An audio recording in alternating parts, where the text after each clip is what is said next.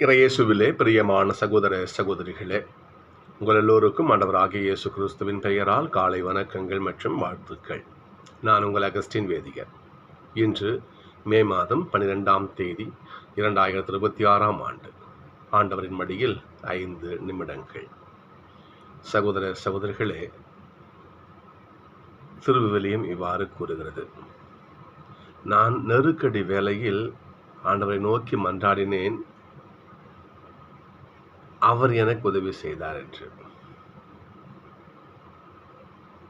நான் ஆண்டவரை கூவி அழைத்தேன், என் கூக்குரலுக்கு அவர் செவி கொடுத்தார் என்று. எசையா சொல்லுவார், பால் குடிக்கும் தன் பிள்ளையை தாய் மறப்பாளோ, கரு தாங்கினவள் தன் பிள்ளையை மறந்து இருப்பாளோ. அவர்கள் மறந்தாலும் கடவுள் நம்மை மறக்க மாட்டார் என்று எசையா சொல்லுவார். சகோதரர்களே, எந்த வேலையிலும் கைவிடாத கடவுள் நம்முடைய கடவுள். ஒரு உண்மை நிகழ்வு இது. ஜெர்மனிக்கும் யூதர்களுக்கும் போர். ஹிட்லர் அந்த பேரிடது மிக கடுமையான போர். யூதர்களை எங்க பார்த்தாலும் கொன்று குவித்தார் ஹிட்லர், ஜெர்மானிய சர்வாதிகாரி. அப்புறம் ஜெர்மானிய படைகள் என்ன பண்றாங்க, நாடு முழுக்க தேடுறாங்க. ஒரு யூதன் இருக்கக்கூடாது, மொத்த பேரையும் கொண்டு ஒழிக்கணும். இவ்வாறு இந்த படைகள் தேடிக்கொண்டிருக்கின்ற பொழுது ஒரு குடும்பம் பார்க்குறாங்க, சுத்தேரி எல்லாம் நம்ம சாக தான் போகிறோம், கடவுள்கிட்ட ஜெபிப்போம், நம்ம ஜெபிக்கும்போது சாவோம் என்று அந்த குடும்பம் முடிவு செய்கிறது. அந்த குடும்பம் முடிவு செய்கிறது. முழங்கால் படியிருக்கிறார்கள், ஜெபிக்கிறாங்க. ஒரு குடும்பத்தில் அப்பா அம்மா பிள்ளைங்களை ஜெபித்து கண்ணை மூடி ஜெபிக்கிறாங்க, சுட்டு தொல்லட்டும் போட்டோம் என்று. அப்படி ஜெபித்து கொண்டிருக்கின்ற பொழுது அந்த காதில் சவுண்டு கேட்கும் இல்லையா? இப்போ அங்கே யாரும் இல்லை, இங்கே பார்த்து சுற்றி முற்றி பார்த்துட்டாங்க, யாருமே இல்லை, வாங்க போகலாம்.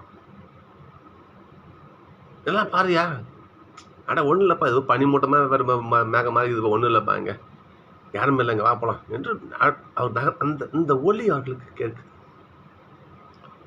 அந்த படைகள் போயிடுச்சு, அந்த குடும்பம் காப்பாற்றப்பட்டது. இந்த குரல் மட்டும் அவங்களுக்கு கேட்டுகிட்டே இருக்குது. ஏதோ மேகம் மாதிரி ஏதோ ஒரு பனி மாதிரி வெள்ளையாக மூடி நிற்குது, யாருமே இல்லை இங்கே அப்படின்னு. பனிமூட்டம் மாறி அங்கே இருந்தது யாரு? அப்பேற்பட்ட கொலை பாதக நபர்களிடமிருந்து அந்த ஜபிக்கின்ற அந்த குடும்பத்தை காப்பாற்றிய அந்த பனிமூட்டம் யாரு? அவர்களை கொலைக்காரனுக்கு மறைத்து அவர்களுக்கு வாழ்வை கொடுத்த அந்த பனிமூட்டம் யாரு? அந்த குடும்பத்தை சொல்றார், என் ஆண்டவர், என் ஆண்டவர், என் ஆண்டவர் தன் தூதர்களை அனுப்பி இல்லையா என்னை மறைத்து எனக்கு உயிர் கொடுத்தார் என்று அந்த குடும்பத்தார் சொன்னார்களாம், ஜெபித்தார்களாம். சகோதரர்களே, நெருக்கடி வேலைகள் ஆண்டவர் நோக்கி கூக்குரலிட்டால் அவர் கை கட்டுன்னு பார்த்துட்டு இருப்பார். யோசிச்சு பாருங்க. இன்றைக்கு முதல் வாசகம் பாருங்க. பிலிப்பு நகரத்தில் பவுலும் பர்னபாவும் போதிக்க போகிறாங்க. அங்கே மிகப்பெரிய அவங்களுக்குன்னு ஒரு பெரிய எதிர்ப்பு காத்திருக்கு பாருங்க. அப்போ அங்கிருந்த பெரியவர்கள் அவளை கொலை வெறி தாக்குதல் நடத்துகிறாங்க அவங்க மேலே. பிலிப்பு என்பது ரோமை அரசன் அலெக்சாண்டருடைய தந்தை பெயரால் அவன் உருவாக்கிய நகரம். அப்படி உருவாக்குனதால் அந்த ரோமை அரசு என்ன பண்ணிச்சு, அந்த நகரத்துக்கு நிறைய சிறப்பு சலுகைகள்லாம் கொடுத்துச்சு. இதனால் அந்த மக்கள் ரொம்ப திமிர் கொண்டு தெரிஞ்சாங்க. அப்படின்னா ரொம்ப ஆணவத்தம், நாங்களாம் ஒரு மாதிரி கெத்த தெரிஞ்சாங்க அவங்க, பிலிப்பு நகரத்து மக்கள் அப்படின்னு சொல்லிட்டு.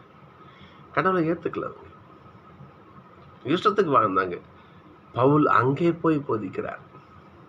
நடுவர்கள் என்ன பண்ணுறாங்க, அவங்க துணியெல்லாம் கிழிச்சு தடியால் அடித்து ஜெயிலில் போடுறாங்க.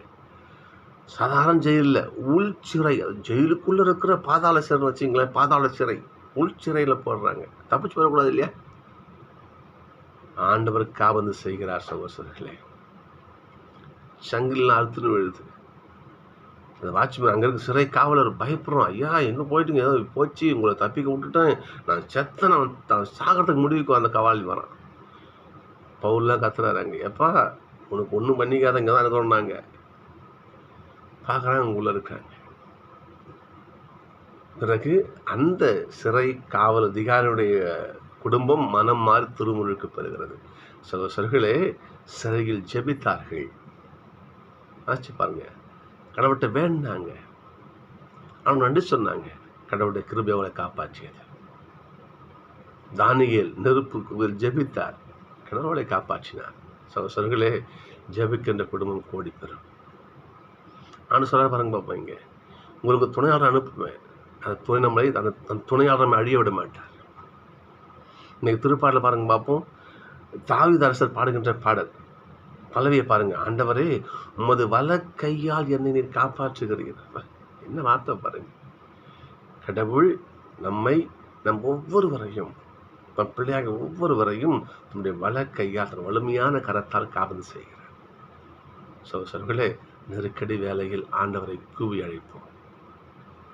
ஆண்டவருடைய வலக்கரம் நம்மை காக்க ஓடோடி வரும். எனவே ஜெபிப்போம், ஆண்டவருடைய உதவியை பெறுவோம். நாளை சந்திப்போம்.